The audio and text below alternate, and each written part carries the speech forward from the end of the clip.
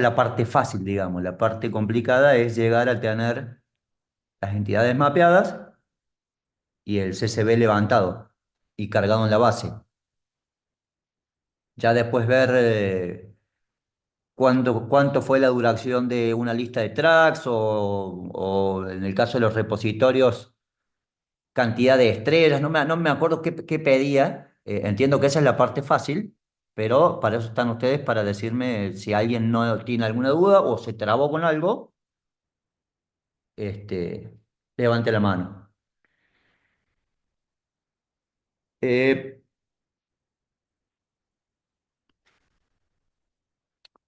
a ver, propongo, avancemos, podemos avanzar con lo que es Spring Data JPA.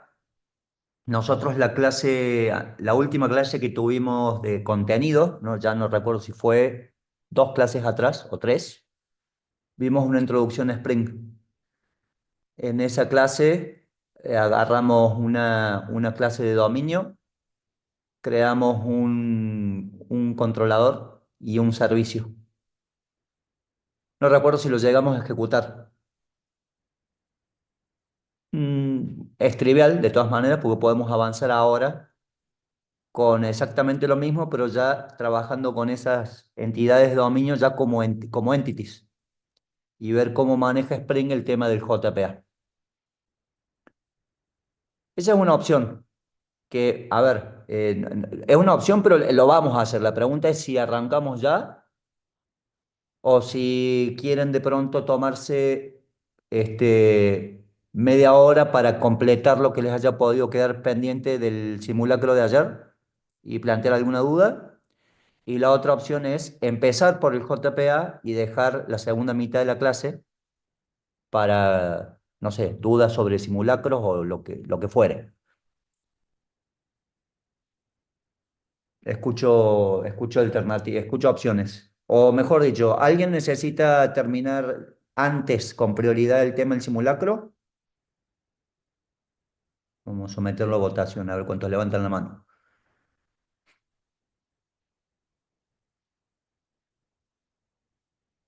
O sea que entiendo que nadie, o sea que prefieren arrancar con el JPA y adelantamos. Nadie levanta la mano tampoco.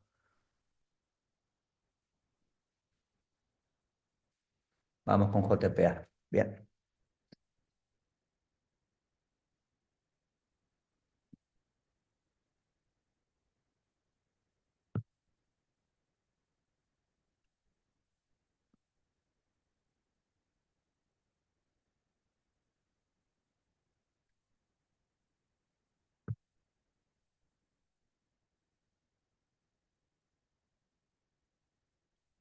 Bueno, la última clase, ampliar un poco más acá, o lo corren simplemente. Las dos cosas.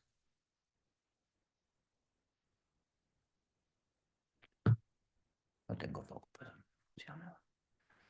Bueno, la última clase teníamos algo como esto. Teníamos un paquete domain y un paquete web. Y en el paquete web teníamos un paquete API y unos service. En service teníamos el servicio de persona y en el paquete de API teníamos la API o lo que, como les aclaré, suelen llamar en muchos lugares controller. Entonces yo lo llamo personas API y el paquete lo llamo API. Lo pueden ver controller al paquete y personas controller a la clase. Vamos a arreglar todo esto, así uno por orden. Bien.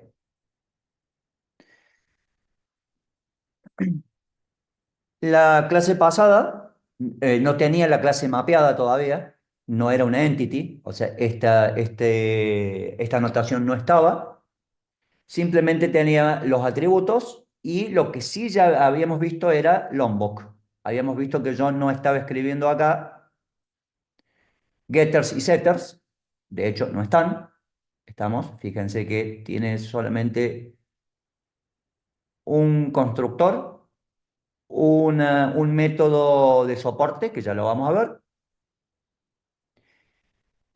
un equals y un hashcode, porque hasta incluso el mismo toString se lo estoy delegando a Lombok. ¿Cómo hace Lombok para construir el toString? Bueno, va tomando cada uno de los campos y lo va serializando a string. ¿Bien? Obviamente, si eso no me conforma, puedo yo sobreescribirlo y listo, no hay problema. O si no lo quiero, directamente puedo venir acá y sacarlo. Va a tomar en ese caso el toString que hereda de la superclase. No, no es muy distinto esto a lo que hemos venido viendo hasta ahora, por lo tanto, por ahora lo voy a omitir. Repito, la única diferencia es que no están los getters y setters.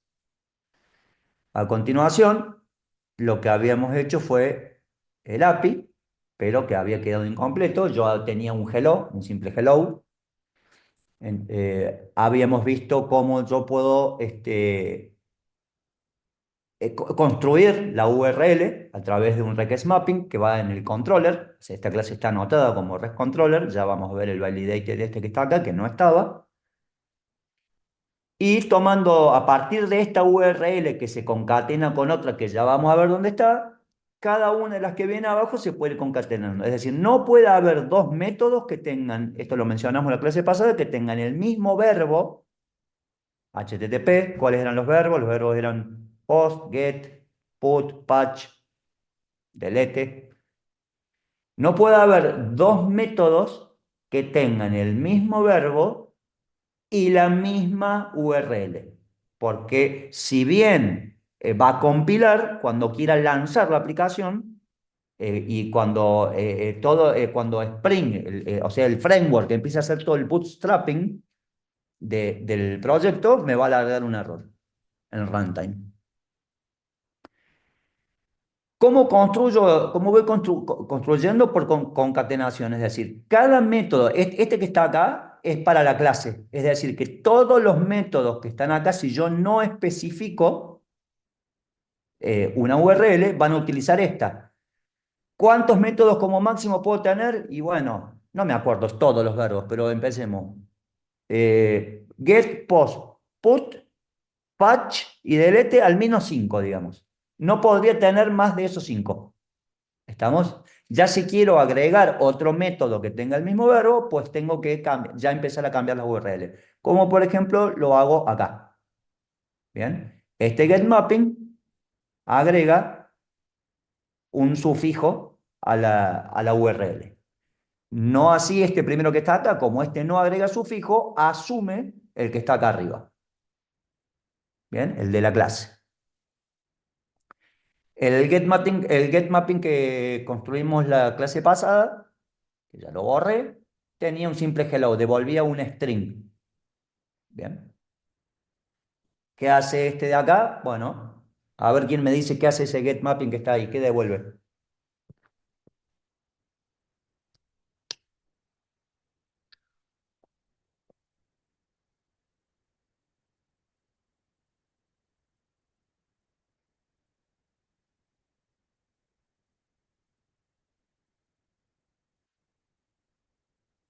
Yo puedo esperar hasta mañana, chicos, no tengo drama.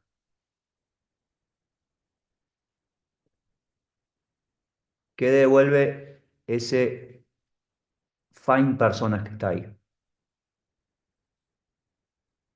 Una persona buscada por un ID. Veo que alguien está hablando porque vi el micrófono y algo escuché, pero muy, muy bajito. Una ¿Podría repetir? persona buscada por ID. Este de acá, el find personas. Ah, perdón, estaba leyendo el de abajo. Todas las personas. Pero sean más específicos. Lean la rúbrica del método y díganme qué es lo que devuelve ese find personas.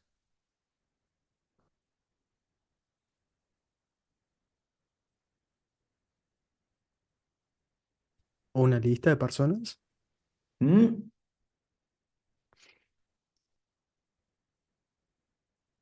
O sea, devuelve una response entity, pero no sé qué es. Bien, está muy bien. No, está muy bien que digas no sé qué es, pero me sabes decir que devuelve una response entity. ¿Por qué devuelve una response entity? Vamos a hacer esto. Vamos a comentar el de la response entity y vamos a hacer que este método devuelva directamente.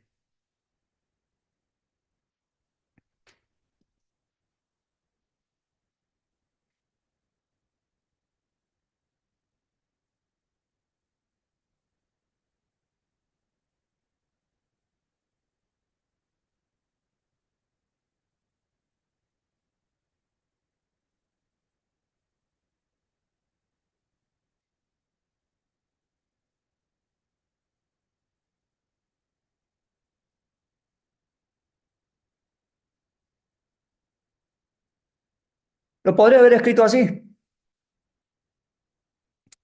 Y antes de mostrarlo, asumamos que este es el método que queda. Después vamos a ver la diferencia con este o con todos los otros que está acá abajo.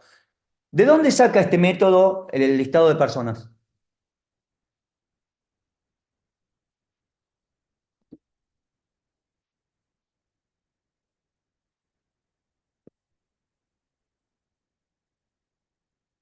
El service, find all. Bien. ¿Y quién es service? Así como lo ven escrito, ¿qué asumen ustedes? Bueno, en realidad no, sí, tendría que haber estado más abajo. Acá ya se ve, está claro que se refiere a este service. ¿Estamos? Este es un objeto privado y la pregunta que yo haría, bueno, ¿en qué momento se instancia? Porque yo acá lo estoy declarando, ¿estamos?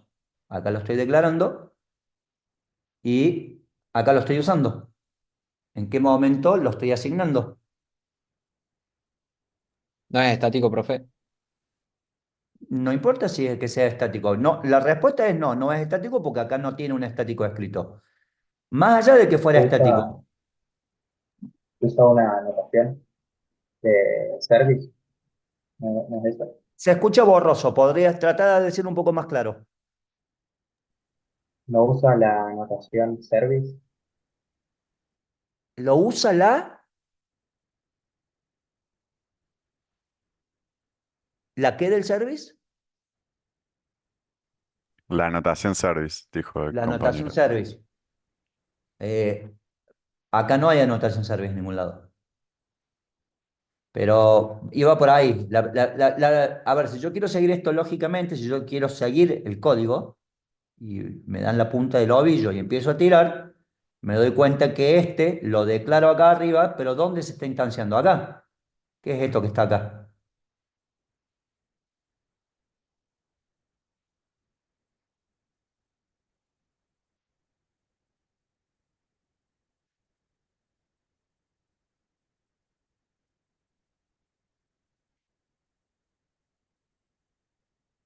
Se va a hacer pesada la clase, veo.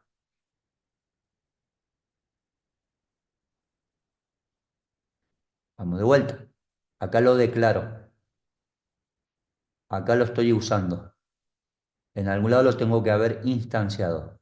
Está claro que se está instanciando acá en la línea 33. La línea 33, ¿a quién pertenece? ¿Qué es ese bloque que está ahí que empieza en la línea 31?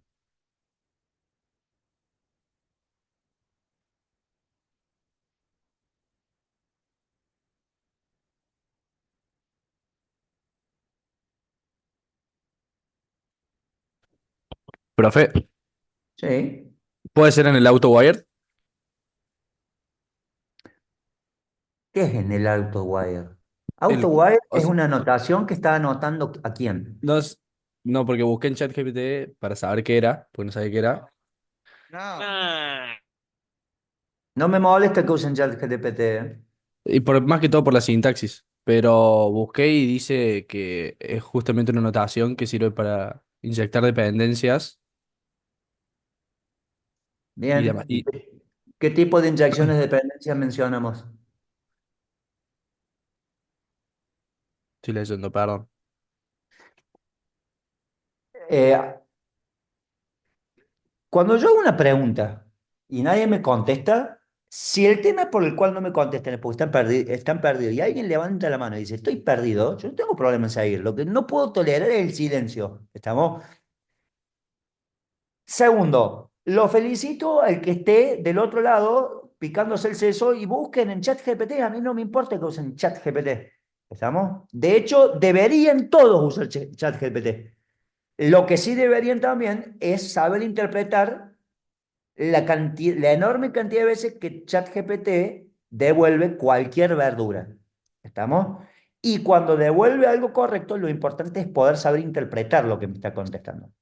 Ahora bien, la respuesta que yo busco es, profe, no me importa cómo esté anotado este método se llama igual que la clase, por lo tanto este método es un constructor.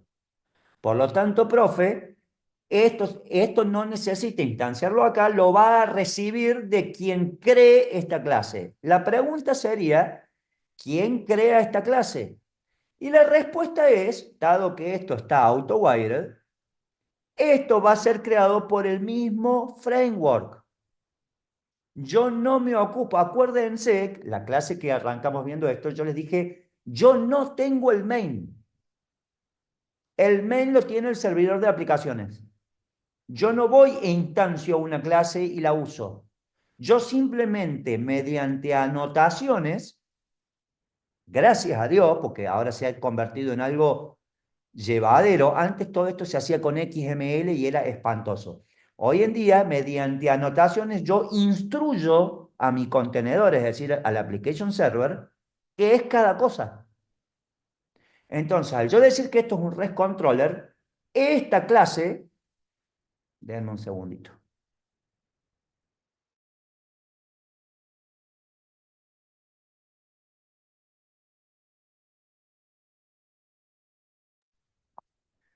Decía, al instruirlo que esto es un controller, que es un tipo de bin, que también lo vimos en la clase pasada, lo que pasa es que se olvidan o no toman nota, chicos.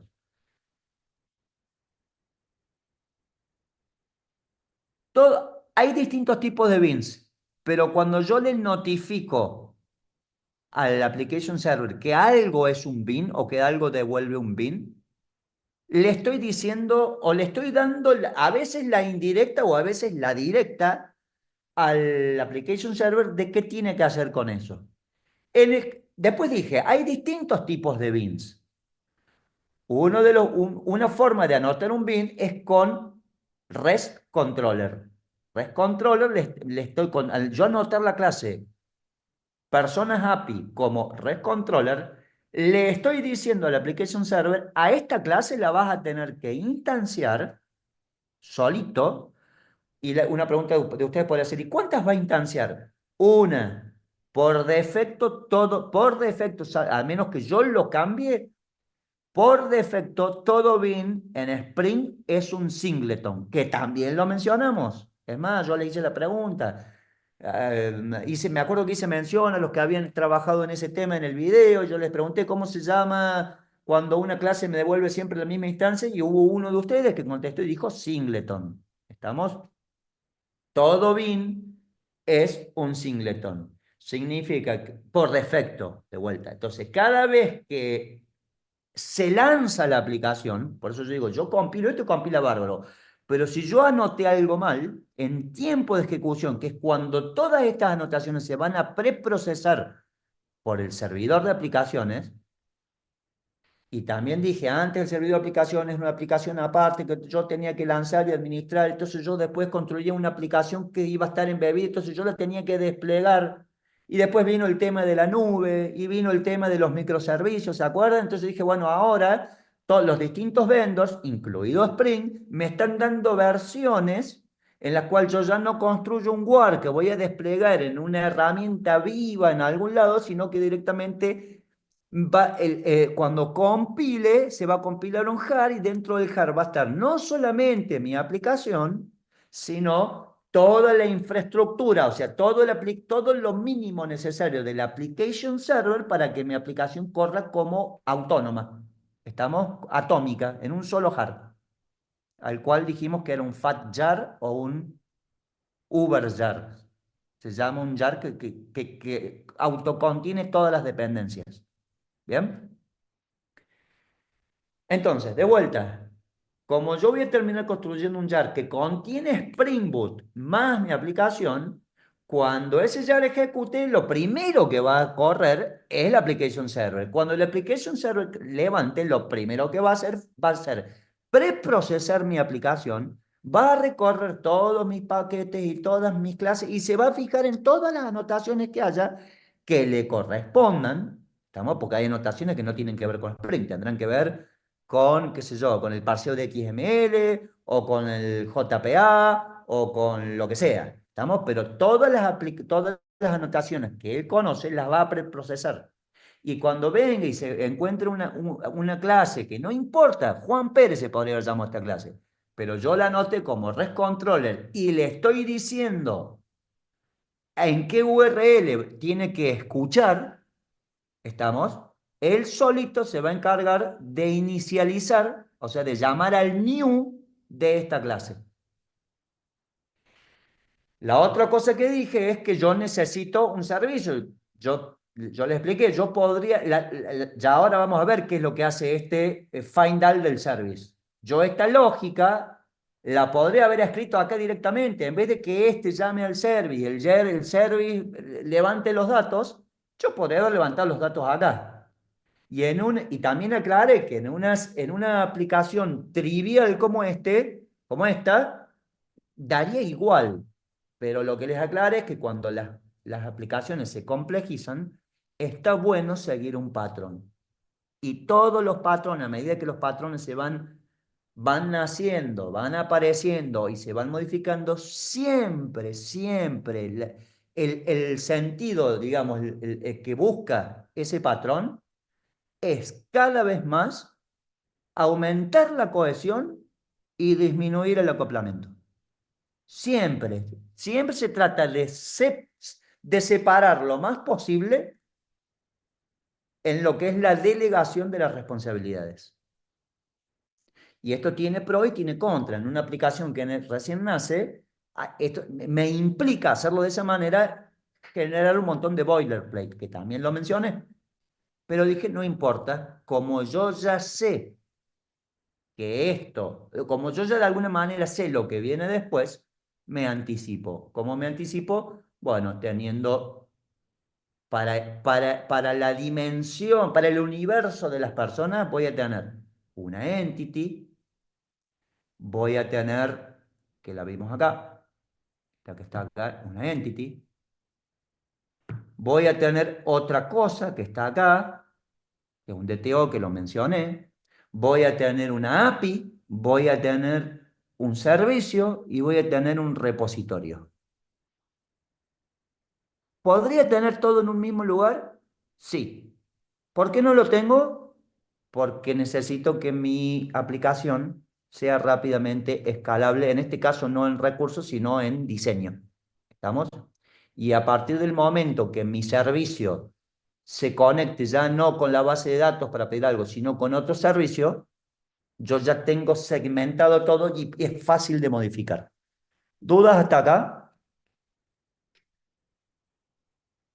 No, profe. Bien.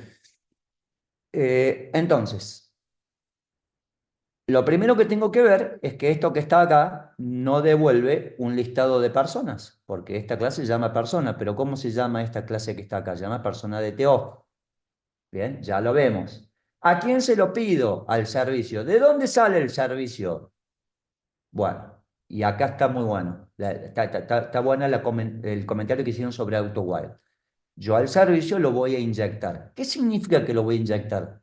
Así como yo le digo al application server, che, cuando veo un REST controller instancial, o sea, vos haces el new, bueno, tenés que saber de antemano que para hacer el new, un requerimiento del constructor es pasarle un persona service.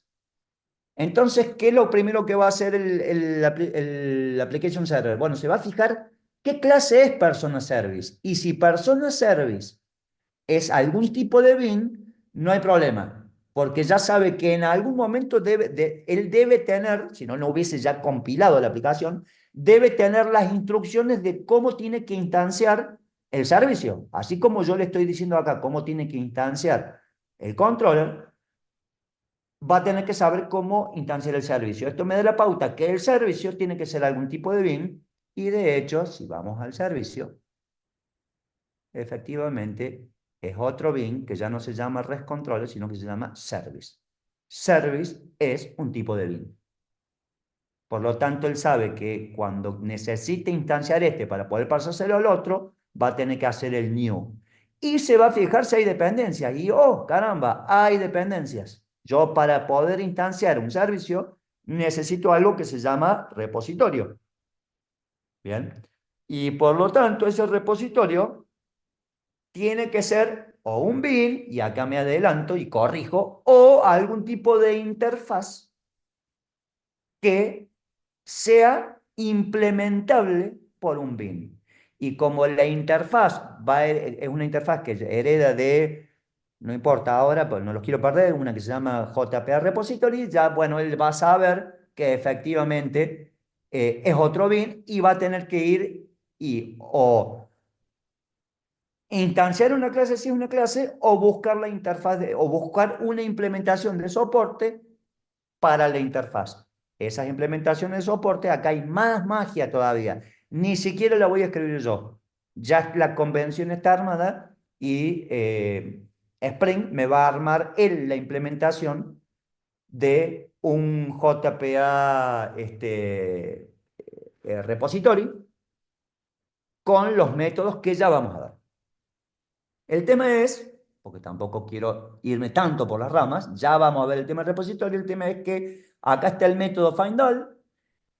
FindAll lo que va a devolver es un listado de personas de TO. Bien. ¿Y a quién se lo va a pedir? Se lo va a pedir al repositorio. El repositorio tiene un método que se llama findAll. ¿Estamos? Y ese método, si yo leo hasta acá, ¿qué estiman ustedes que me devuelve? Necesito que se vuelvan duchos con el Java.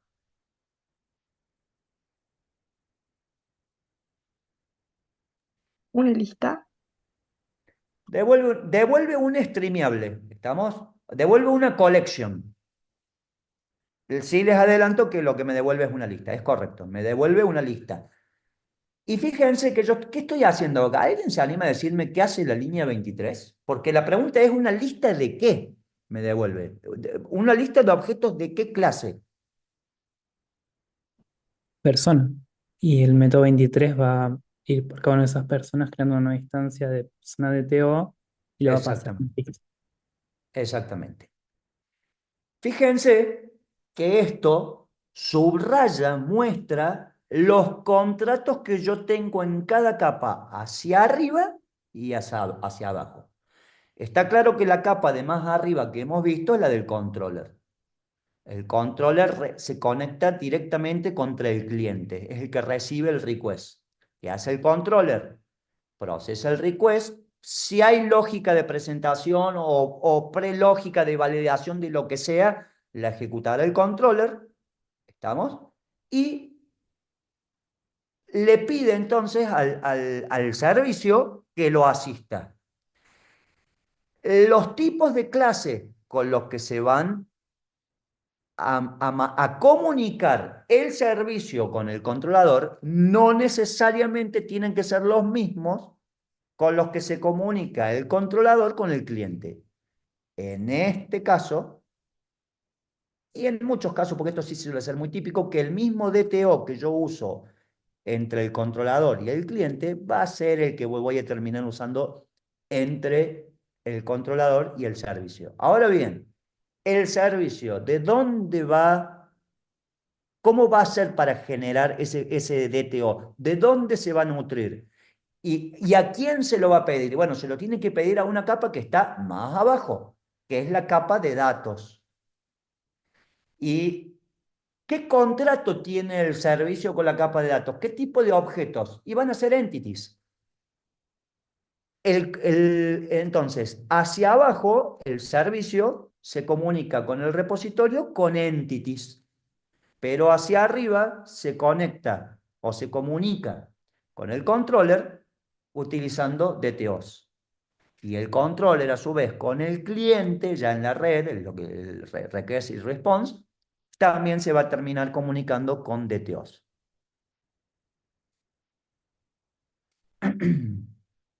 ¿Cómo es un DTO? Vamos al persona DTO.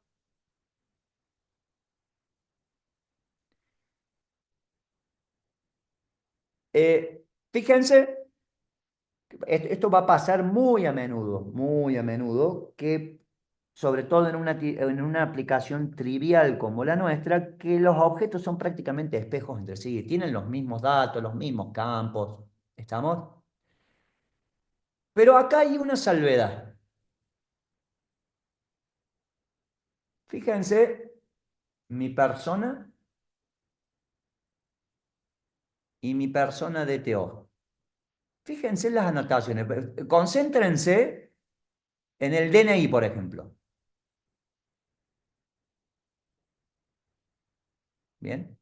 ¿Qué anotaciones ven en el DNI de uno y en el DNI del otro?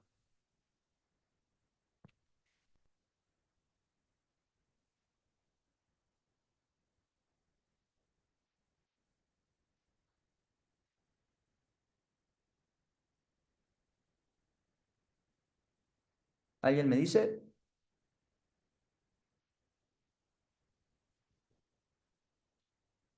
Fíjense que yo acá en la entidad, cuando especifico una columna, de alguna manera estoy haciendo algunas validaciones, estamos, de datos. Como por ejemplo le estoy diciendo que la longitud son 64 y que no puede ser nulo.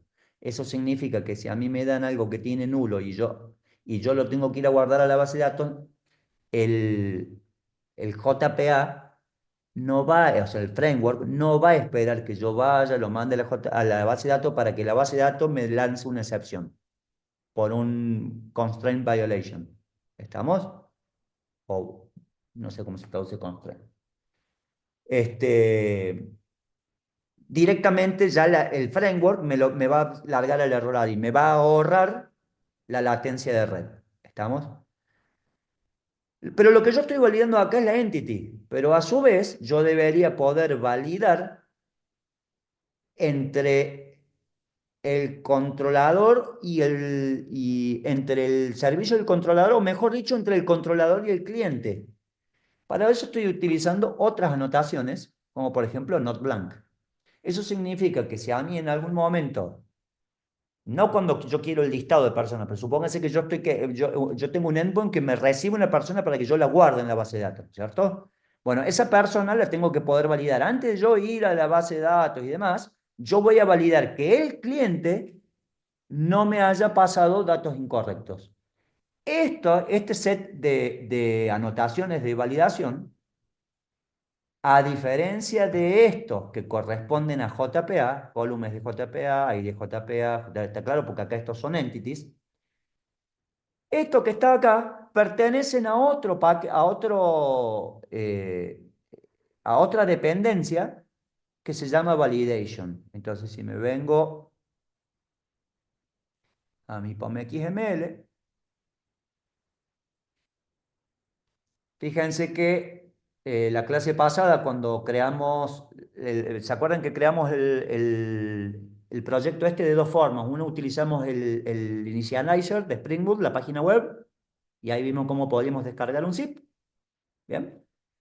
Y la otra forma fue directamente utilizando el IDE, y en ambos casos hubo una instancia donde yo podía elegir algunas dependencias. Yo elegí web y Lombok y nada más. ¿Se acuerdan? Bueno, yo acá ya agregué un par más. Y una de ellas es la de validation. Ese validation, esta dependencia, es la que contiene estas anotaciones. Y es lo que me permite, mediante una simple anotación, ahorrarme todo el chequeo a mano. ¿Estamos? Entonces, si alguien me manda una persona que no tiene DNI, o que el DNI viene en blanco, o que no tiene apellido, etcétera, etcétera, directamente el framework corre la validación y me ahorra, se ahorra la ejecución de un montón de código. ¿Dudas hasta acá? No, profe. Bien. Otra cosa que tengo acá, fíjense que en el constructor, yo tengo dos métodos acá de soporte. Porque yo podría haber tenido, es muy común ver un DTO que solamente tiene este bloque de acá arriba y no tienen estos dos de acá abajo. ¿Para qué sirven estos dos métodos? Bueno, sirven para hacer el mapeo. ¿Estamos? Yo puedo rápidamente crear un DTO si me pasa en una persona, o sea, una entity, y viceversa. Si yo necesito crear una entity, tengo un método que se llama tu persona. ¿Estamos? ¿Por qué decía es poco común? Bueno, porque suele ser común, lo que pasa es que esto ya es una cuestión de gusto personal, ¿no? Utilizar mappers. De hecho, hay paquetes que vienen, hay un paquete creo que se llama Model Mapper, y si no, es muy común verlo a mano, así como yo les mostré para el simulacro. Y cuando vimos el order, yo les mostré cómo generar un mapper que me pase de algo a algo. Estamos en los mappers que vimos, yo pasaba de un arreglo de strings, generaba un objeto de una clase. ¿Bien? Bueno, yo podría tener un mapper acá que si recibe una persona, genera una persona de TO, y que si recibe una persona de TO, genera una persona. ¿Bien?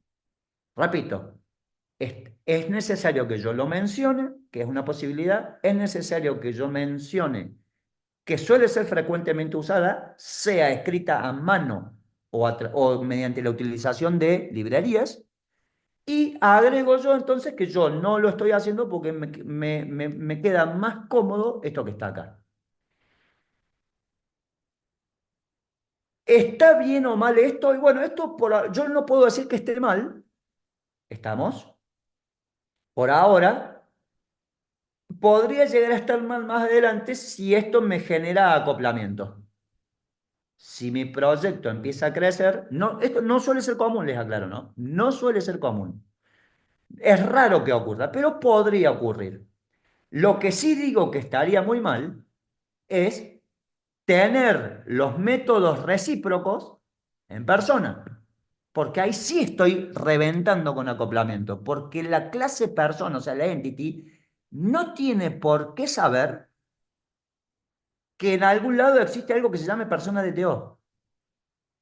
Yo no debería venir a meter responsabilidad de mapeos contra un DTO que viven al menos dos capas más arriba, ¿estamos? En la capa de abajo. La capa de abajo debería limitarse, y de hecho lo hace, limitarse solamente a los datos, y en una capa superior yo sí puedo tener mapeo contra capas de más abajo. Y por última vez, para no aburrir, si más adelante yo veo que yo puedo tener capas transversales, no solamente arriba o abajo, entonces sí, yo podré tener, a lo mejor necesito sacar esta lógica de acá y llevarlo a esas capas intermedias, que sean transversales. ¿Dudas hasta acá? Asumo que No, no. profe. Bien.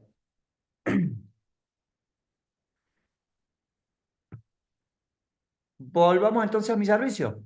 ¿De dónde saca entonces este Find este servicio? ¿De dónde saca este repositorio y de qué hace este método? Vamos entonces al repositorio que vive en un paquete que yo lo creé DAL, esto es Data Access Layer, y acá tengo mi persona repositorio, que ya a simple vista me estoy dando cuenta, esto es utilidad del IDE nada más, que esto es una interfaz, ni siquiera va a ser una clase, por lo tanto debería tener solamente métodos definidos. Y oh casualidad, no hay ningún método. Y no hay ningún método porque todos los métodos los va a terminar heredando de la clase esta que se llama JPA Repository. Lo que sí, y esto es convención, chicos, esto es, en este caso, convention over configuration. Para yo poder llamar al repositorio, tengo que haberlo creado aunque esté vacío. Lo único que hago es limitarme a notificarlo de que hereda de JPA Repository. Y profe, ¿y dónde está el método find all? Y bueno, está en JPA Repository. Y profe, si esto es una interfaz y nosotros vimos que el controller es una clase y que el application server le va a ser new. Y vimos que el controller necesita un service, que es otro bin, que es una clase y que ni siquiera es abstracta y necesita hacerle new. ¿Dónde está la clase que implementa esto? Y la respuesta es magia. Magia de Spring Boot. Spring Boot, en función de cómo están mapeadas las entities, se va a dar cuenta de cómo debe construir él la implementación. O sea, Spring va a ir y va a construir, cuando levante la aplicación, él va a preconstruir y precompilar una clase que le dé soporte a esta interfaz, que mínimamente va a tener implementado el método findAll. ¿Y cuántos otros métodos? Innumerables. Ya más adelante vamos a ver que yo puedo hacer cosas como find by ID, where not.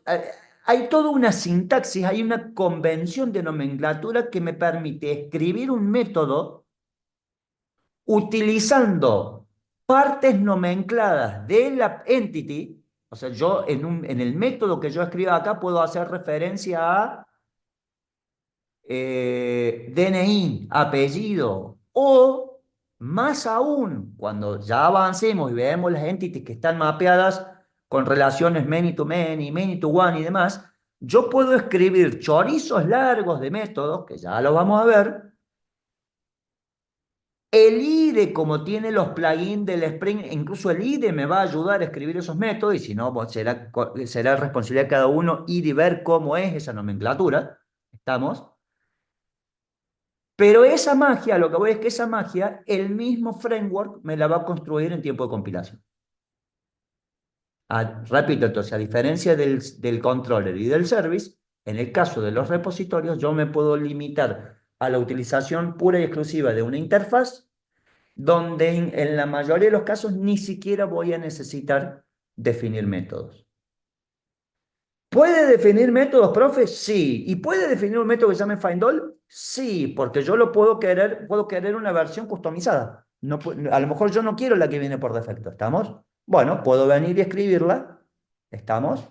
E incluso, si los tiempos dan, vamos a ver que yo puedo crear interfaces personalizadas con SQL, con queries en SQL nativo. No es prioritario, ¿estamos? Así que avanzamos como venimos nomás. El tema es que el método findAll, y de hecho vamos acá, me devuelve una lista de personas. ¿Estamos? Fíjense que el IDE, estos son contratos que ya tienen las librerías que el mismo IDE está usando con los plugins, ¿estamos? Porque si no la pregunta sería cómo recorcholi se dio cuenta el IDE de que existe un método findAll que devuelve una lista de personas. Bueno, por un montón de plugins que están instalados. Que ya los trae el IDE, ¿no es cierto? De hecho, cuando ustedes van a plugins,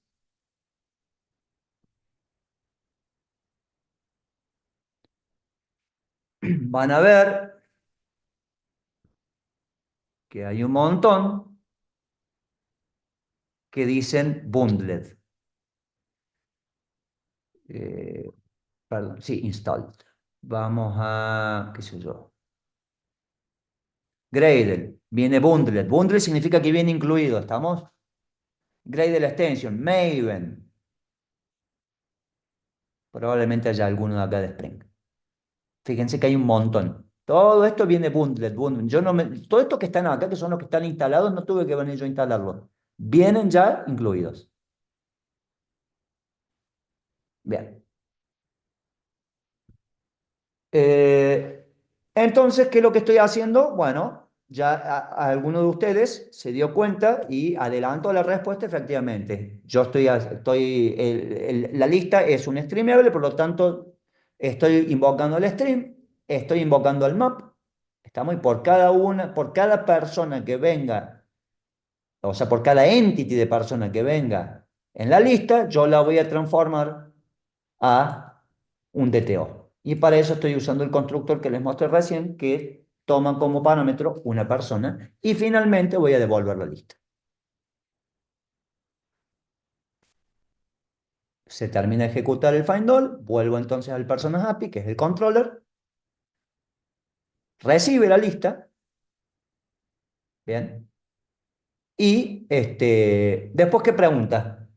Si la persona está vacía, en realidad esto es tonto, ¿no es cierto? Yo podría haber puesto un return. Esto lo hice para no borrar lo que tenía acá. Está claro que no tiene sentido hacer una release porque esto ya es una lista de personas y si está vacía es porque no es nula. O sea que lo que hubiese correspondido acá es que yo directamente ponga un return personas y esto lo borro. ¿Bien? Bueno, vamos a ver esto funcionando. Y sí, lo vemos funcionando. Hay cosas escondidas que tuve que hacer para que esto funcione. Ya vamos, porque todavía no les mostré parte de esto.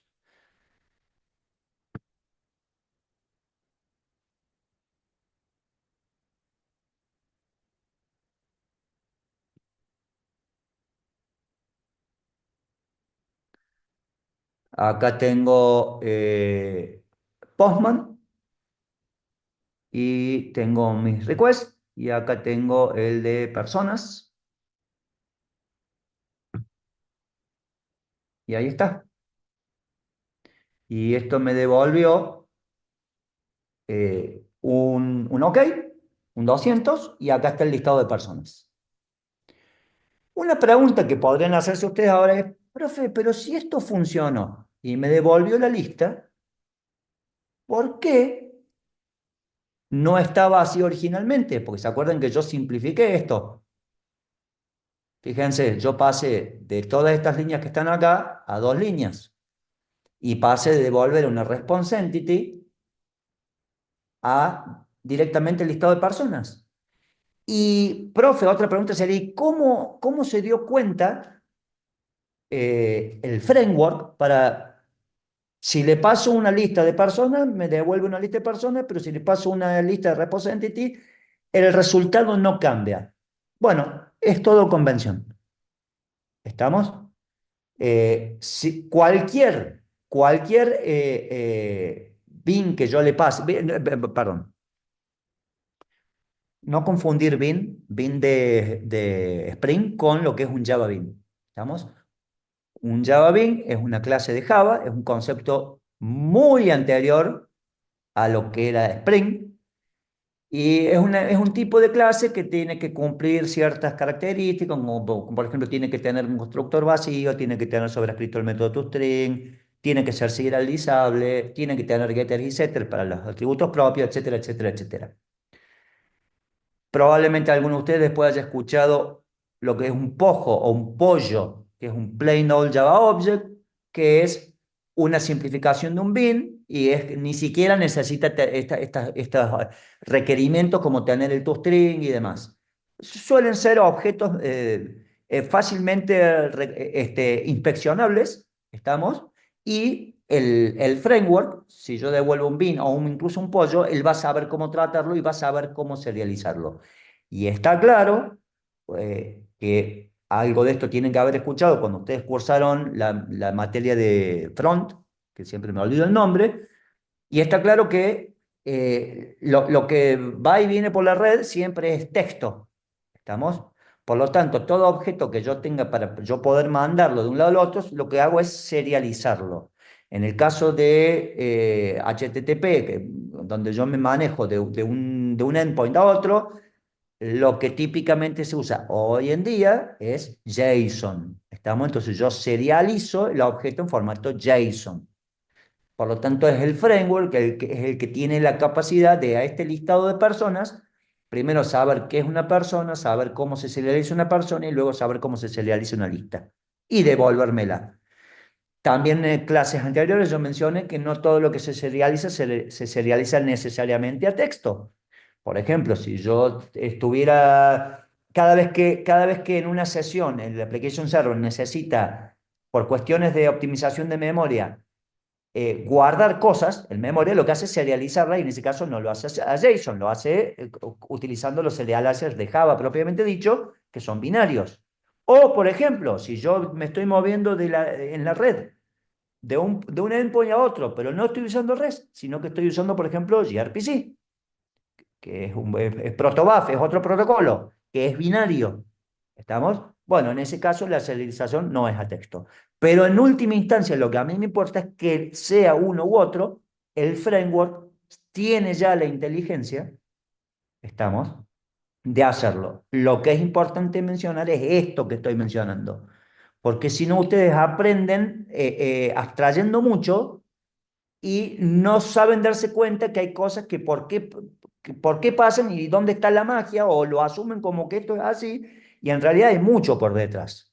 ¿Estamos? Y eso es lo que es importante que ustedes lo hayan escuchado alguna vez.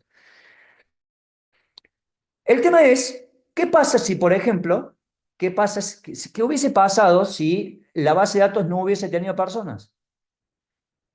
De hecho, vamos a hacer una trampa. Vamos al persona service acá, y en vez de devolver esto, lo vamos a comentar, lo vamos a comentar, y vamos a poner un return new array list. Bien, vamos a volver a ejecutar.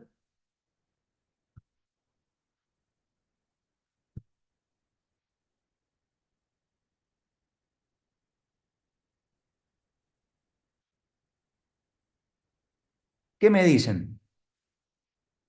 ¿Está bien o está mal lo que están viendo en pantalla? Y yo sé que lo saben porque ya me lo han mencionado y lo han visto el semestre pasado.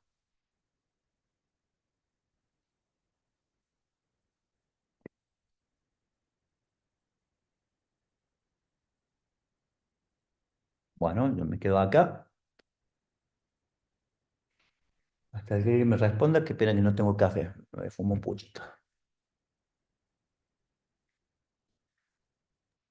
Sí, Octavio. ¿Me escucha? Sí, te escucho. ¿No tendría que devolver un mensaje o en todo caso otro estado? Porque ahí devolvió 200 como que si estuviese todo Muy bien. bien, muy bien, exacto. Sí tendría que devolver otro estado. Primero, ¿qué tendría que devolver? Algo distinto. Esto es contractual o convencional, pero mínimamente debería devolver un 202, que sigue siendo de la familia 200, o sea, no hubo error, simplemente que no hay datos. El 202 es un no counted, o 202 o 204, perdón. Un 204 me debió devolver. ¿Estamos? Eh, y por eso es, por cosas como esta, es que yo abstraigo más. Estamos, abstraigo más y acá en la API. eh, y en vez de devolver las clases crudas, como viene, o sea, una persona cruda o una lista de personas crudas o lo que sea, lo borro esto, vuelvo a lo que tenía antes y lo que yo voy a devolver, voy a utilizar una clase de envoltorio, un wrapper. Y para eso, el framework me provee de una clase que se llama response entity. ¿Qué es lo que tiene de bueno? Es que me permite modificar desde no solamente los estados, me permite modificar los headers.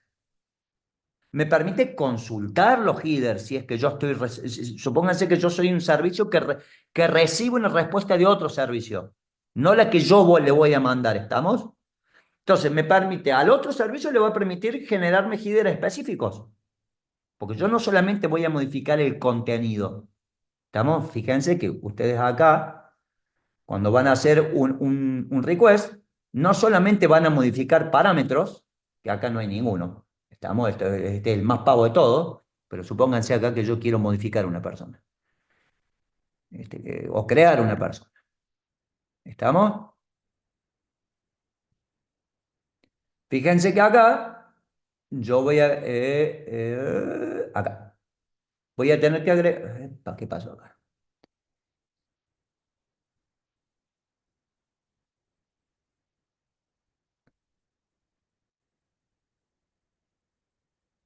Perdón.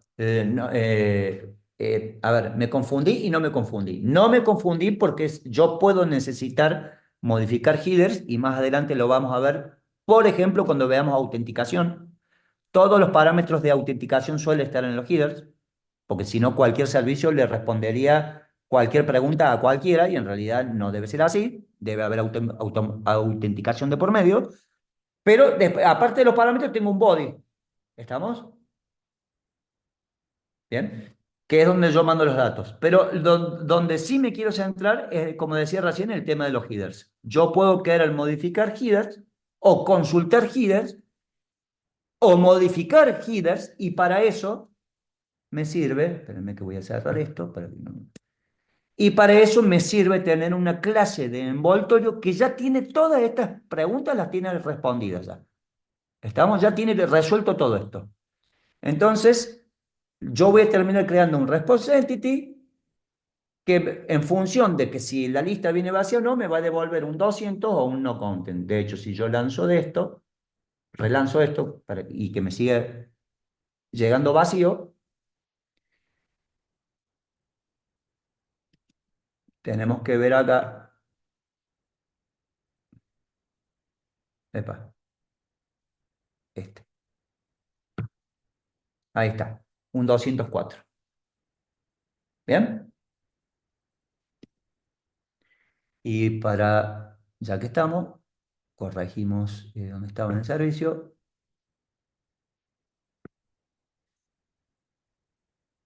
Así dejamos todo como estaba.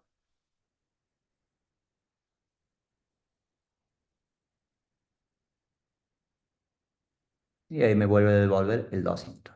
¿Dudas hasta acá? No, profe, todo bien. Bien. Vamos al endpoint que sigue.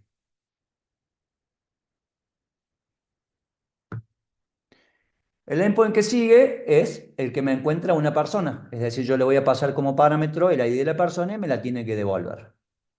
¿Bien?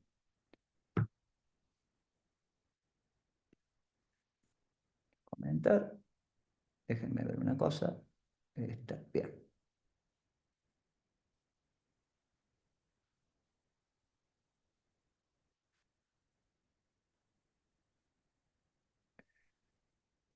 Un segundito porque así acabo de comentar, tengo que relanzar y quiero ver que no me...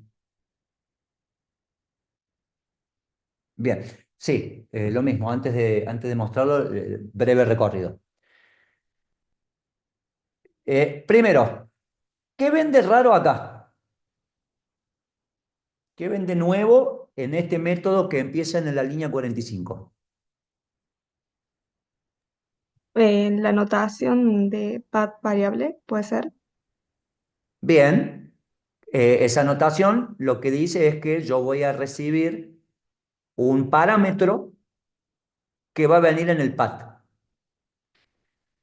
Ustedes ya han visto, porque han cursado la otra materia, para mandar parámetros pueden venir en la ruta o pueden venir eh, por query, por request query.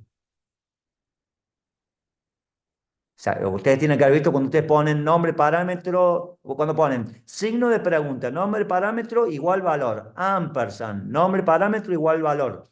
¿Estamos? En un get, por ejemplo. Lo han visto, esos son parámetros que están recibiendo en la query string directamente. ¿Estamos? Distinto es este tipo de parámetro que ya viene directamente en la ruta. ¿Estamos? Por eso se representa de esta manera. Y por eso uso path variable. Si no, tendría que ser un request param. En vez de ser un path variable, si yo a la ruta le escribo como ID, signo de pregunta ID igual a 8, por ejemplo, en vez de haber sido un path variable, tendría que haber sido un request param. ¿Bien? Bien, ¿qué otra cosa nueva ven acá en este método?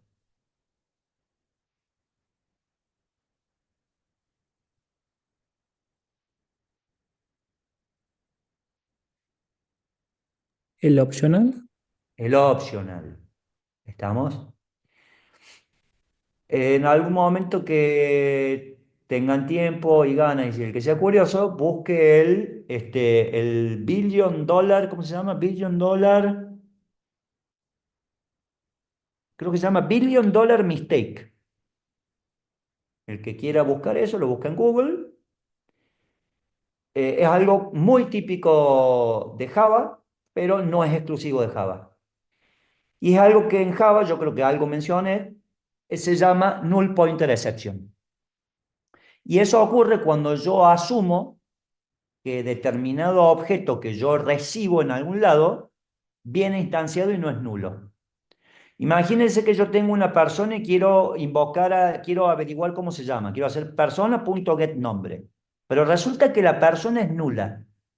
Yo estaría invocando un método getNombre de algo que es nulo. Estaría queriendo acceder a un bloque de memoria de un objeto que no existe. ¿Bien? Años atrás, en otros lenguajes, hacer cosas de ese tipo era peligrosísimo. De hecho, algunos de ustedes tendrán que haber escuchado alguna vez del arma de doble filo que es programar en C++, por ejemplo. O en C. ¿Estamos? Yo, como el C no me gestiona la memoria como lo hace Java, sino que lo tiene que hacer el programador, un llamado a un bloque de memoria de algo que no existe puede resultar catastrófico, como por ejemplo reiniciarme el equipo directamente. ¿Estamos? O qué sé yo, provocar pérdida de información o terminar llamando un método peligroso que me provoque daño en el sistema de archivos, cosas peligrosas en serio, digamos. Eh, No sé si alguno de ustedes ha trabajado con lenguajes ya más modernos, qué sé yo, creo que Go trata bastante bien. En realidad lo que Go obliga es a gestionar errores eh, de manera obligatoria, y después tenemos lenguajes como Kotlin, por ejemplo, que es otro lenguaje interoperable con Java, corre en la JVM, es un lenguaje de JetBrains, la gente que hizo el IDE el IntelliJ, ¿estamos? Que son lenguajes que ya vienen pensados desde su nacimiento para tratar el tema de null safety, ¿estamos? La cuestión es que Java no fue pensado así desde el principio, y yo no sé si el optional viene, creo que debe venir desde la versión 8, creo que es desde la 8, pero es por lo menos un agregado que me permite, empezar a escribir código de manera más segura. Entonces, cuando yo escribo un método que tiene que devolver un tipo de dato, pero ese tipo de dato corre el riesgo de devolver un nulo, yo puedo reescribir mi método, reescribir la rúbrica y decir que mi método ya no devuelve, por ejemplo, una persona, sino que mi método devuelve un opcional de persona. Eso obliga a quien consume mi método a tomar cartas en el asunto. Ya no se confía de que lo que recibe una persona, y él ya no va a invocar el método getName por error. ¿Estamos? Está obligado a primero chequear que esa persona no se anula. Eso es lo que hace ese optional. ¿Qué hace este método entonces? Que devuelve, devuelve un response entity igual que el de arriba, pero en vez de una lista de personas, de una persona. Lo que hace es, primero, declara una variable persona de TO, que es la que va a terminar devolviendo, acá, pero la hace opcional. ¿Estamos? Persona de TO no es una persona de TO, sino que es un opcional de persona de TO. ¿Por qué? Porque el método findById devuelve un optional. ¿Estamos? Yo no podría hacer acá persona de TO igual a service find all, porque me daría, no compila directamente. Este método, así como este que está acá, find all, devuelve una lista de personas, porque a lo sumo, si no había personas, viene vacía, pero la lista no es nula. ¿Estamos? Que la lista no contenga datos, que venga vacía, no significa que es nula. ¿Estamos? En cambio, este de acá, yo no puedo mandar una persona vacía, pero no nula. No existe ese concepto, ¿estamos? Entonces, devuelve un optional. ¿Bien? ¿Por qué? ¿Por qué a su vez el service devuelve un optional? Y bueno, porque esto es una fachada, porque el método findById del servicio, perdón, del repositorio, devuelve un optional. ¿Dudas hasta acá?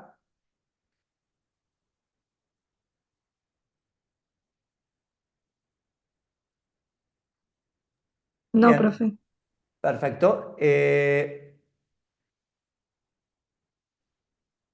A su vez, el findById devuelve un optional, pero de persona, mientras que este que estaba acá, el que yo les mostré recién, devuelve un optional, pero de persona de TO. O sea que estoy obligado a hacer el mapeo. Por eso está el if. Por eso está el if. Bueno, no es un if, es un. Perdón, discúlpenme. Es un ternario que viene siendo como un if. ¿Estamos? Si la persona, esta persona, que es un optional de persona, viene vacía, bueno, devuelve un empty de optional. ¿Estamos? Este método devuelve un optional, pero de persona de TO. Por lo tanto, cuando yo le diga devolver un optional de empty, sabe que me estoy refiriendo a este que está acá. ¿Estamos? Porque es lo que devuelve mi método. Caso contrario, devuélveme un optional, pero de la persona y la tengo que mapear. Bien, la tengo que mapear. Entonces, acá me devuelve, sí, en ambos casos me devuelve un optional, nada más que uno viene vacío, porque no encontró la persona, mientras que el otro viene con la persona contenida dentro. Optional, entonces, es de alguna manera una clase de envoltorio, es una wrapper class, destinada a obligarme a chequear que venga vacía o no venga vacía. Y estoy en el servicio, sí, está claro entonces que el repositorio, así como estaba el método findAll, existe el método findById, PID, y cómo sabe que byId es PID y que es un entero y demás, repito, magia que me da el mismo framework al momento de crear el código para la clase de implementación de la interfaz y después para validarla.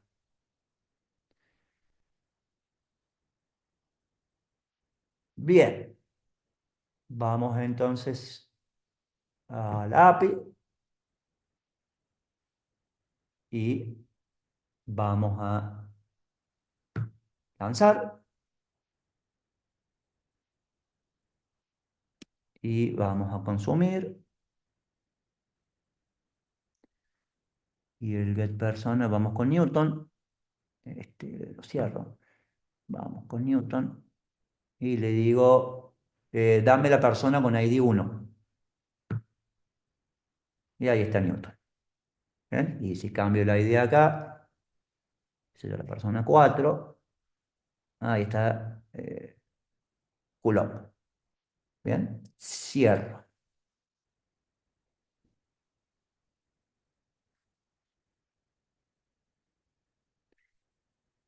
Ahora bien, ¿qué pasa si yo le pido a la persona 999?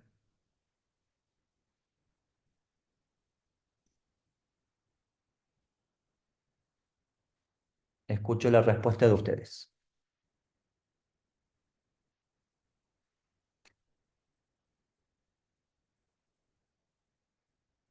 ¿No devuelve un 204, profe? Un 204. Bien. Y si no, me va a devolver un 200.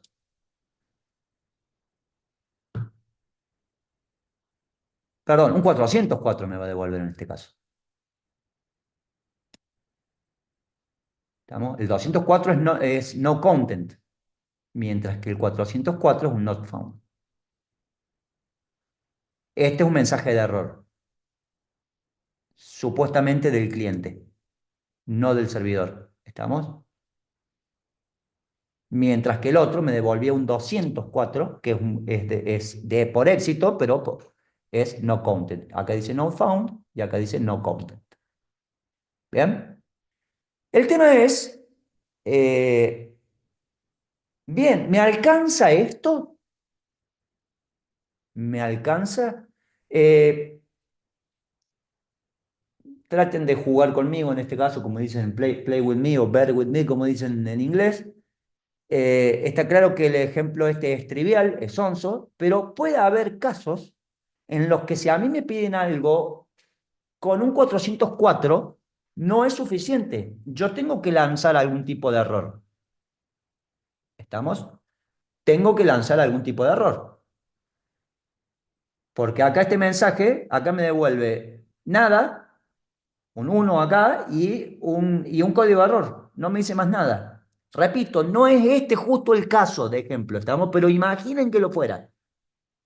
Yo podría querer lanzar una excepción. ¿Estamos? Entonces, por eso yo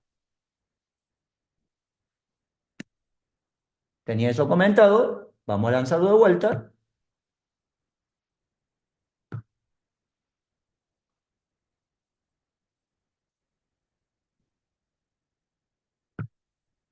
Y ahora obtengo algo distinto. Sigo obteniendo el 404, pero el error que estoy obteniendo es el mensaje, mejor dicho, es el mensaje estándar que me da por defecto el framework. Bien. De la misma manera que yo estoy buscando estandarizar, de la misma manera que yo estoy buscando estandarizar mis respuestas con una clase de envoltorio que se llama Response Entity, me gustaría hacerlo no solamente para los casos de éxito, sino también para los casos de error. Porque está claro que acá yo no estoy devolviendo una response entity, ¿no es cierto? No una armada por mí. Internamente el framework sí está mandando una response entity que tiene esto. No solo eso, sino que acá vamos a ver si hago memoria y me acuerdo, lo vemos, y si no, lo investigan ustedes. Pero acá yo agregué, en el caso de tratamiento de excepciones, eh,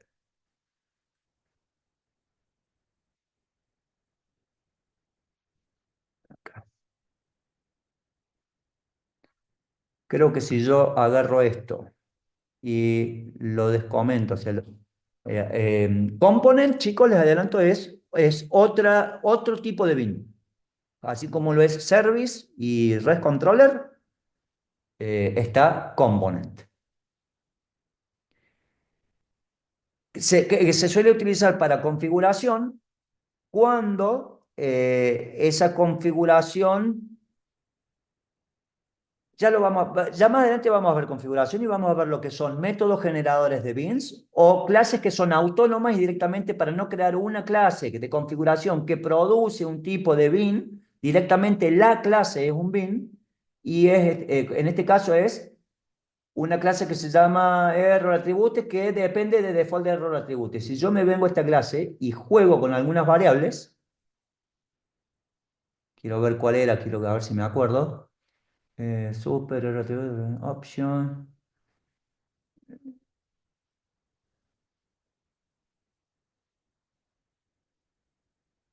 Acá está el put locale y el remove error. Fíjense el mensaje. Primero quiero ver si compila esto.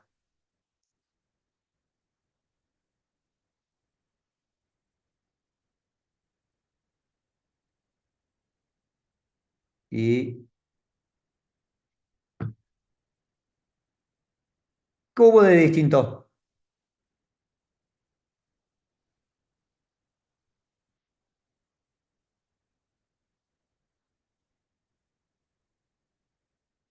A ver si lo puedo. eh,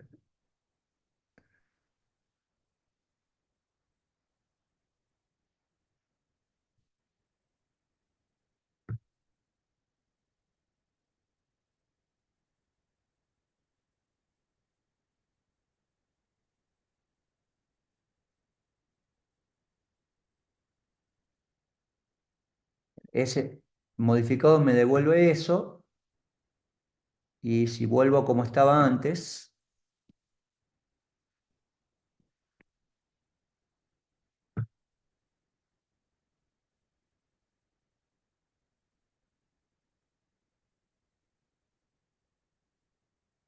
y ejecuto, fíjense,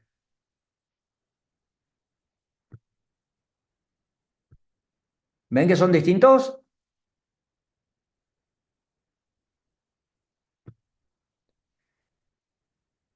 Eso es porque hay cuestiones como, por ejemplo, el mensaje. Si hubo una excepción, el mensaje de la excepción, por defecto, suele estar oculto por el framework. Yo podría mostrarlo.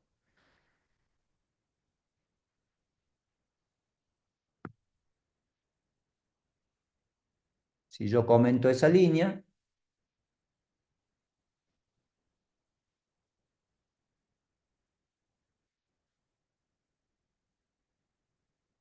a ver, este de la derecha es como viene por defecto. Este es como yo lo modifiqué la primera vez y si lo vuelvo a ejecutar, acá está el error que había ocultado. Vuelve como recién, vuelve como recién.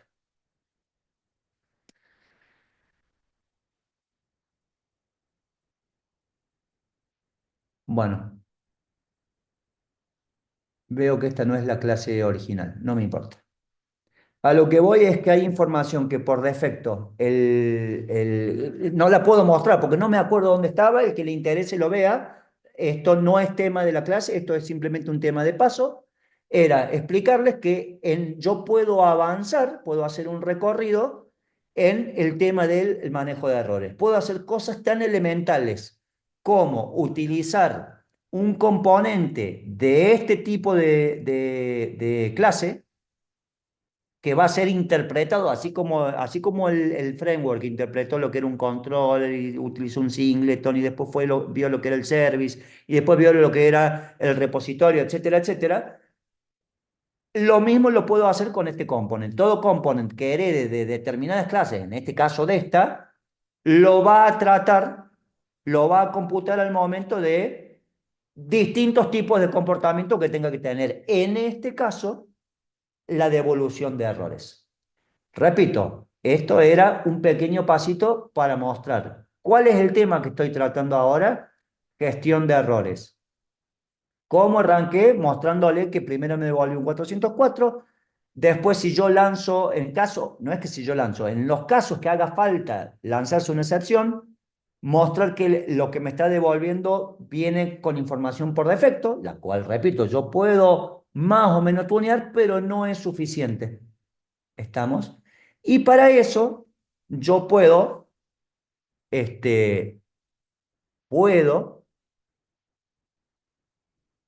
por ejemplo, en uno de los tantos lugares donde lo puedo hacer es en la misma clase de donde vive el controller, y acá más abajo, puedo tener lo que se llaman exception handlers. Esto está comentado para que después cuando yo le suba este proyecto, el que quiera se ponga a comentar y descomentar y jugar con esto y ver.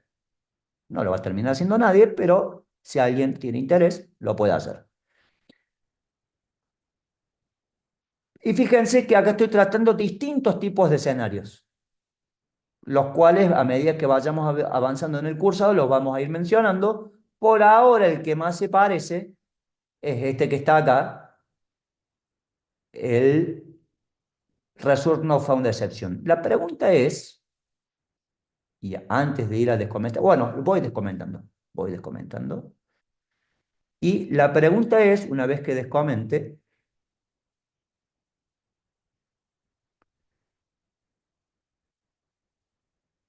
esto es un exception handler de resource not found exception.class. O sea que hay una clase que se llama resource not found exception. La pregunta es, ¿esa viene con el lenguaje, viene con el framework o la programamos nosotros? La respuesta es, la programamos nosotros. Veo que está alargando errores, ya vamos a ver qué son. ¿Por qué me lo pone abajo? Porque comenté algo de más Le o de menos. faltó descomentar algún return, profe. Sí, Vamos, control Z. Gracias. Ahí. Bien. Todo esto viene de la mano de que yo acá estoy lanzando a mano un resource not found de excepción. Hubiese estado bueno haber mencionado que este resource not found de excepción es mío. Acá está. Lo programé yo. Y fíjense que lo anote como response status HTTP status not found. O sea, un 404. Estoy diciendo que cuando yo lance este error, cuando yo lance un error de tipo resource not found exception, lo asimile, o sea, que lance por debajo un 404. Por un lado. Por otro lado, me vine acá abajo y le dije, si por algún motivo esta clase termina devolviendo un resource not found exception, estoy creando un handler, una excepción, y por eso está anotado y por eso va a ser la magia para que esto funcione, la va a terminar haciendo el framework.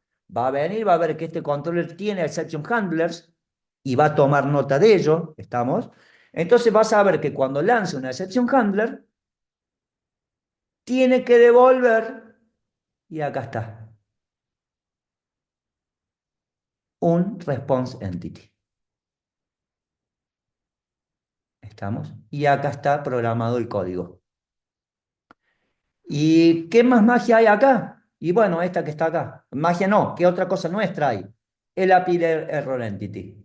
De la misma manera que yo tengo un response entity, que ya es una clase de envoltorio, bueno, yo que estoy creando mi propia clase de envoltorio, que es API de Error Entity, que está acá.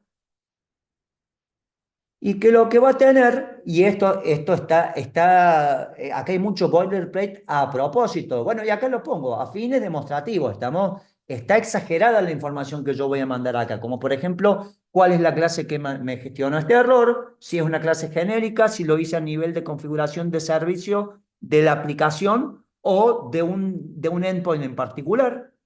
¿Estamos? Por eso, cuando yo creé en el constructor, cuando yo creé el error entity, le voy a pasar todos estos parámetros que están acá. ¿Bien? Que corre por cuenta de ustedes investigarlo, ¿no es cierto? Pero le estoy diciendo quién lo manejó, cuál es la excepción, cuál es el código original, cuál es el código nuevo, cuál es la URI en la cual se produjo el error. ¿Bien? Toda esa información la estoy envolviendo sobre el mismo error. ¿Por qué? Porque un 404 pelado no me sirve y el mensaje que viene por defecto tampoco me sirve porque yo quiero tener estandarizado mis errores. Porque de la misma manera que yo hago un contrato hacia abajo, perdón, hacia arriba con mi cliente, hacia abajo con mis servicios proveedores y transversalmente con otros microservicios, por ejemplo, ¿estamos?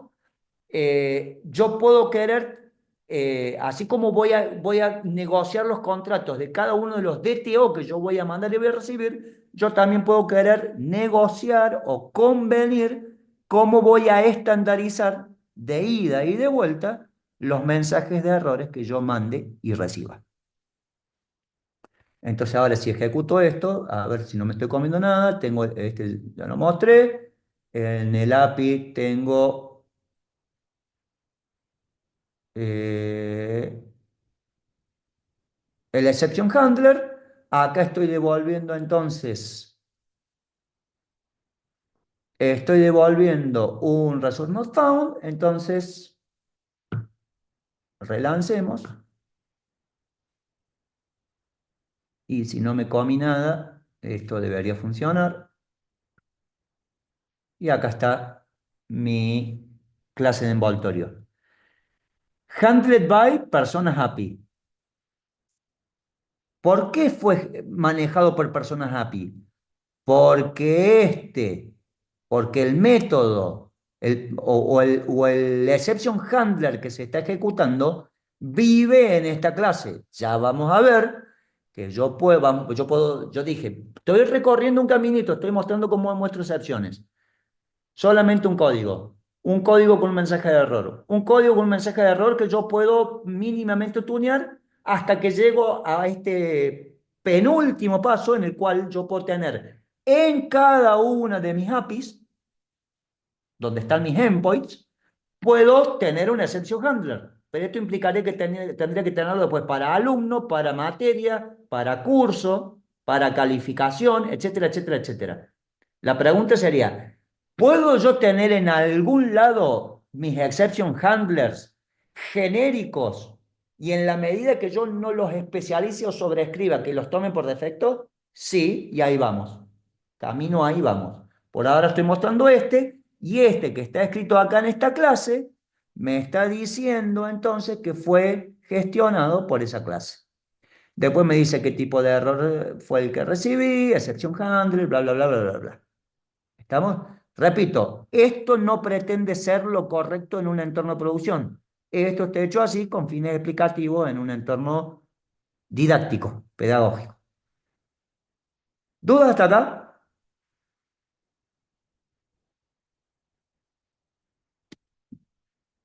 Continuamos.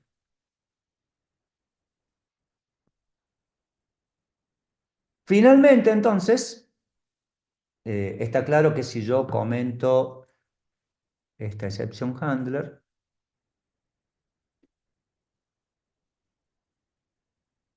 me volvería a devolver me volvería a devolver el error reducido como me devolvió antes. Y lo que entonces voy a mostrar, esto yo ya el código obviamente se los voy a subir. Yo tengo otra clase, yo decía, por eso dije el penúltimo paso. Esta se llama REST Response Entity Exception Handler. Esta es una clase que hereda de Response Entity Exception Handler. Estamos. Y la cual yo para cada tipo de error que tengo, y fíjese que yo empiezo, primero estoy sobrescribiendo los métodos que ya vienen gestionados por el exception handler en cada clase base. Y más acá abajo voy a tener otro comentario donde pongo nuevos métodos. Estos ya no son overridden, sino que son nuevos, para nuevos tipos de errores. Como por ejemplo el resource not found exception. ¿Estamos? Corre por cuenta de ustedes verlo a esto. El tema es que si esto existe, y esto sí voy a esperar que ustedes me respondan, si esto existía de antemano, ¿por qué cuando yo tenía esto comentado, como lo volví a comentar, no me devolvía una clase de envoltorio? ¿Por qué?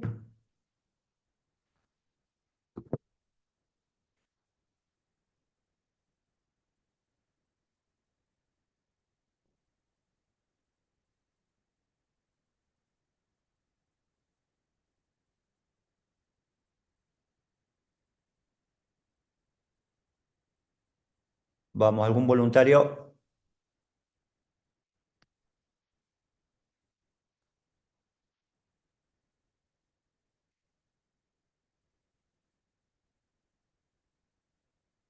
¿Por qué si esta clase ya existía, está programada?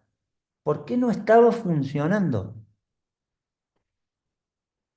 Puede ser porque no le pusimos ninguna anotación. Muy bien, exacto. La anotación está acá y está comentada. La vamos a descomentar. Voy a doble chequear que en mis personas API está comentado la exception handler. Entonces vuelvo a ejecutar.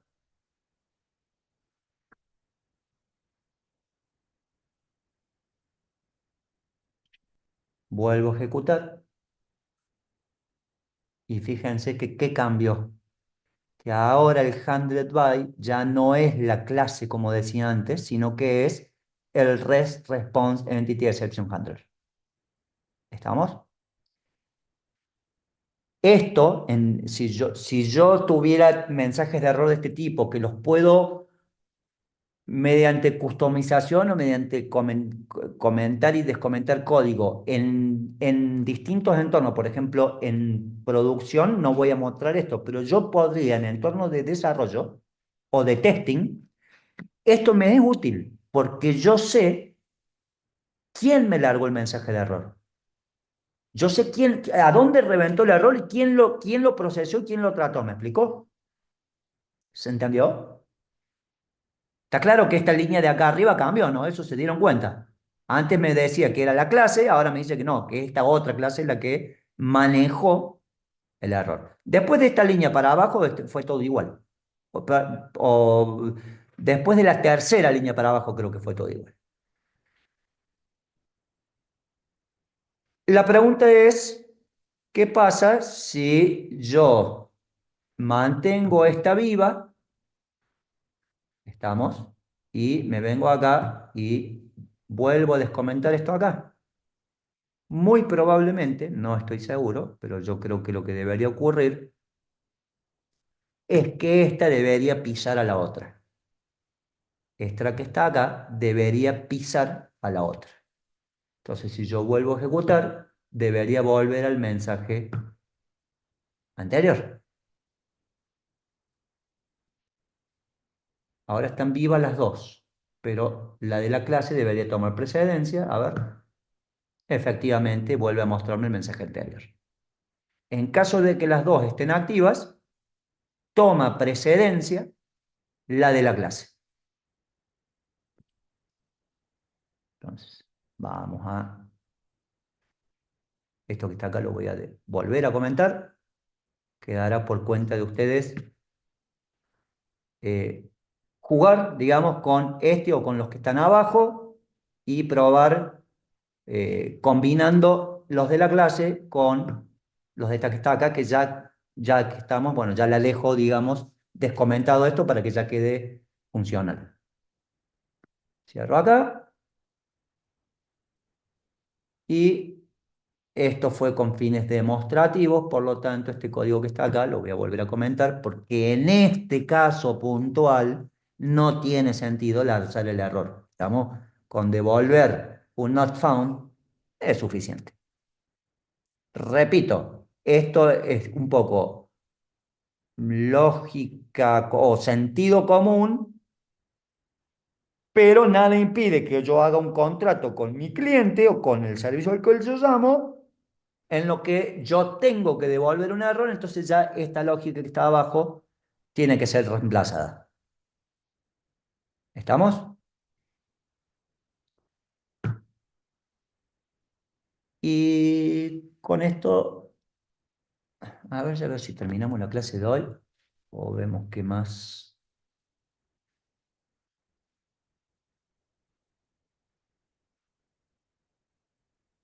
Sí, algo importantísimo que yo dije recién que ya lo mostramos y no lo mostré. Y nadie me hizo la pregunta, profe, ¿cómo supo Spring a dónde ir a buscar la base de datos? ¿Dónde está toda esa configuración?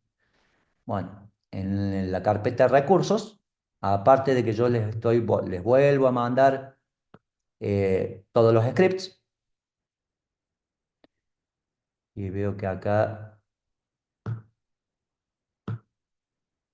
ah, viene con dumps y todo. Bueno, que le interese lo miro tarea. Tengo dos archivos de configuración. Estos archivos de configuración pueden tener notación dotted, o sea, es por puntos, y en ese caso se llama application.properties, o podrían ser archivos YAML. En ese caso se llamarían application.yaml.iml. La pregunta es ¿por qué tengo dos?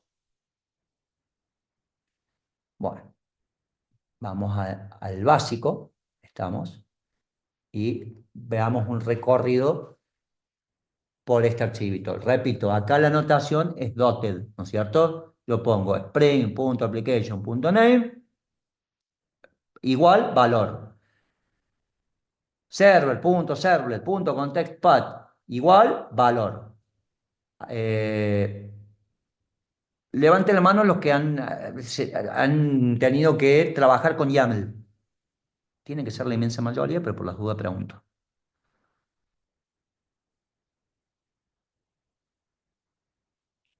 No, no les creo. Nadie trabajó con YAML.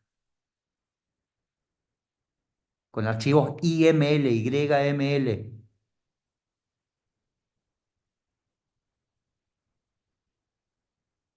¿No vieron eso en la materia pasada? Bueno, ya vamos a ver más adelante cuando veamos Docker. Es otra sintaxis de archivos de configuración. O de transferencia de datos. YAML puede servir tranquilamente para reemplazar JSON. ¿Estamos? YAML es una notación que es tabulada. Estamos, así como en Python, un bloque tabulado tiene significancia. Yo abro un if y el bloque del if tiene que estar tabulado. Bueno, en el caso de los YAML también. El parser va a ver que, dependiendo de la cantidad de tabulaciones, dónde va cada dato y qué semántica tiene, digamos. Entonces yo decía, así como yo especifico las propiedades con este formato, lo hubiese podido especificar con el otro. Fíjense que acá, en la parte de conexión a datos, yo estoy especificando los parámetros, bueno, los parámetros de conexión. ¿Qué significarán estos placeholders que están acá con las llaves y signo pesos? Significa que son variables de entorno. Significa que para tomar el valor de dbproto o dbhost o dbport o dbname, lo tiene que tomar de variables de entorno. Asumo que todos ustedes saben lo que son variables de entorno. Asumo que más de uno incluso ha tenido que alguna vez ir a tocar una variable de entorno, no importa en qué sistema operativo usen, como por ejemplo, aunque mal no sea, un Java Home, ¿estamos? Cuando instalaron un JDK o lo que sea, tienen que ir a modificar las variables de entorno, son variables que viven en el sistema operativo. ¿Por qué es práctica común usar esto? Porque yo estoy programando una aplicación, ¿estamos? Y la gente de DevOps o de SRE no me va a andar dando a mí la contraseña para el entorno de testing, de preproducción y mucho menos de producción. Ellos que son los que arman precisamente el entorno y arman los contenedores donde van a correr cuando se desplieguen estas aplicaciones, ellos se encargarán de ir y guardar en el entorno las variables, sobre todo si son de alguna manera sensibles, digamos. ¿Estamos? Entonces yo lo único que sé es que alguien se va a ocupar de que esa variable esté viva y yo simplemente se la voy a pedir al entorno. Eso significa que cuando yo lanzo mi aplicación, esa variable tiene que estar en el entorno. Bien. El tema es que para este archivo que está acá, no tengo... A ver, yo les adelanto primero que no están en el entorno.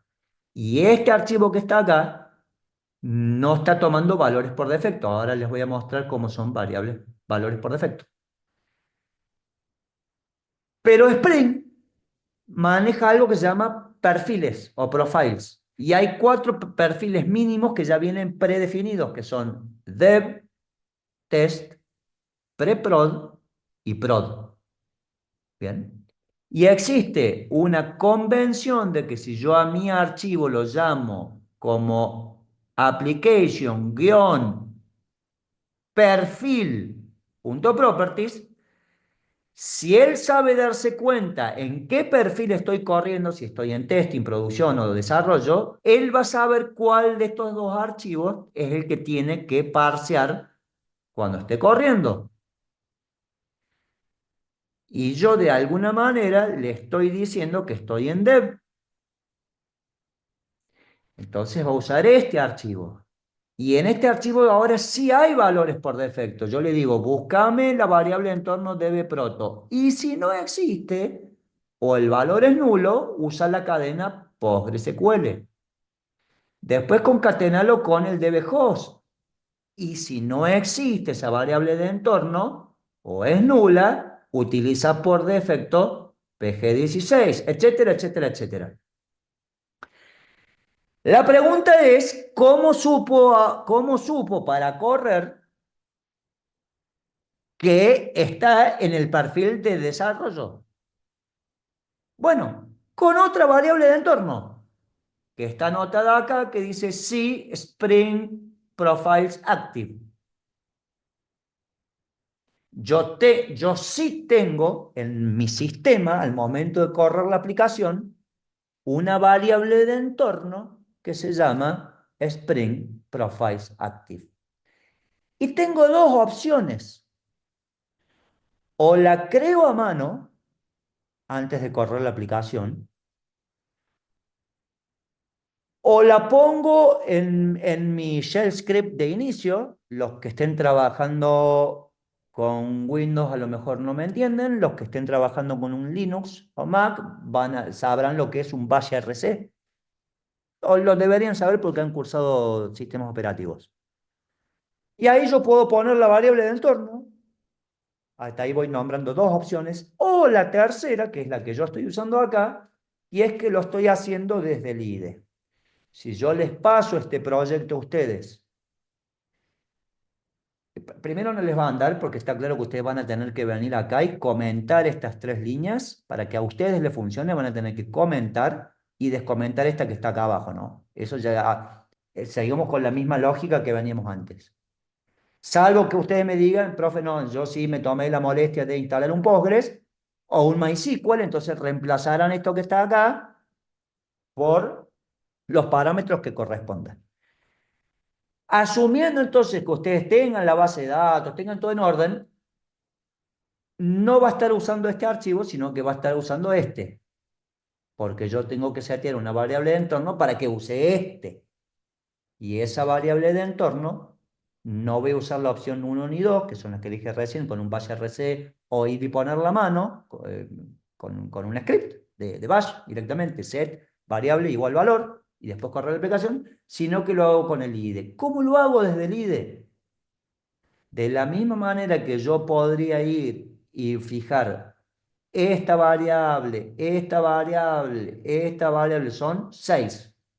Bueno, lo que voy a hacer es setear una sola para que me tome este archivo y al tomarme este archivo me tome los valores por defecto. Repito, ¿puedo ir y también setear estos valores? Sí, puedo, no hay problema. En vez de tomarme el valor por defecto, me va a tomar el de la variable de entorno. Bueno, la pregunta entonces es, no demos más vueltas, ¿dónde fijo eso? Me vengo acá a los perfiles de ejecución. Yo decía, si yo les paso este código y ustedes lo ejecutan, les va a saltar un error.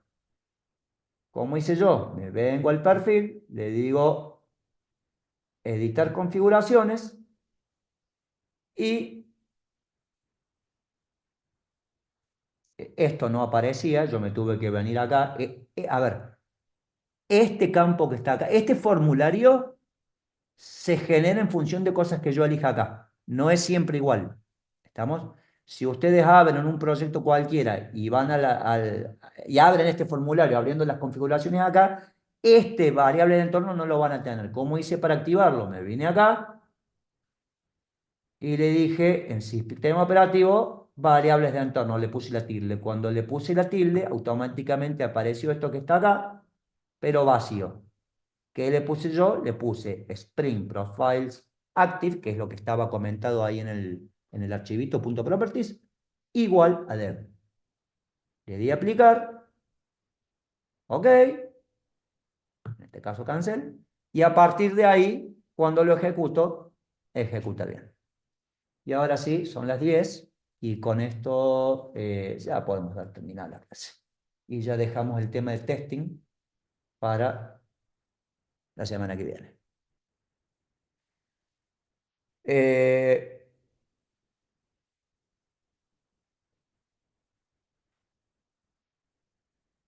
Bien, denme un segundito. Primero, antes de darme un segundito, dudas, preguntas. ¿Quieren que repita algo?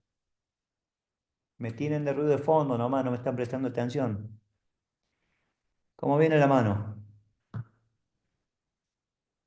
Profe, a mí no me cierra el tema del por qué usamos la variable entorno.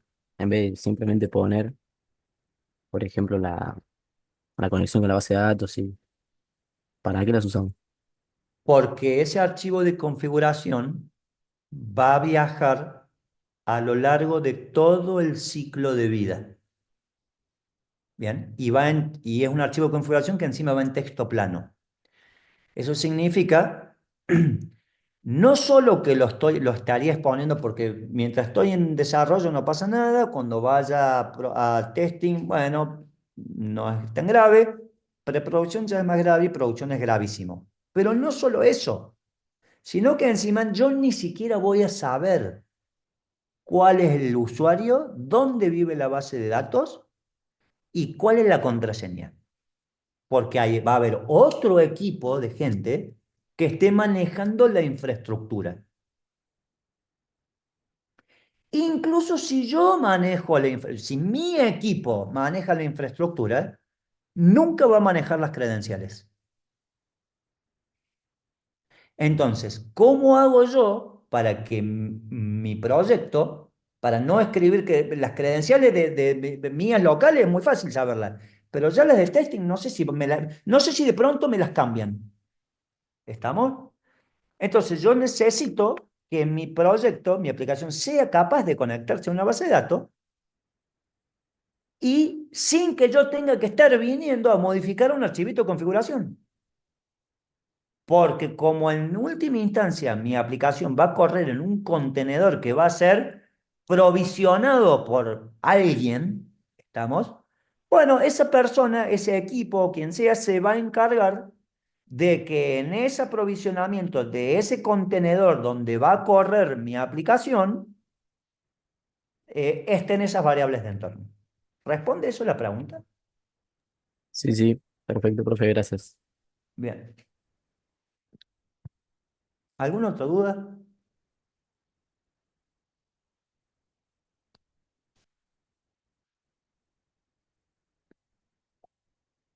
Bien, denme un segundito.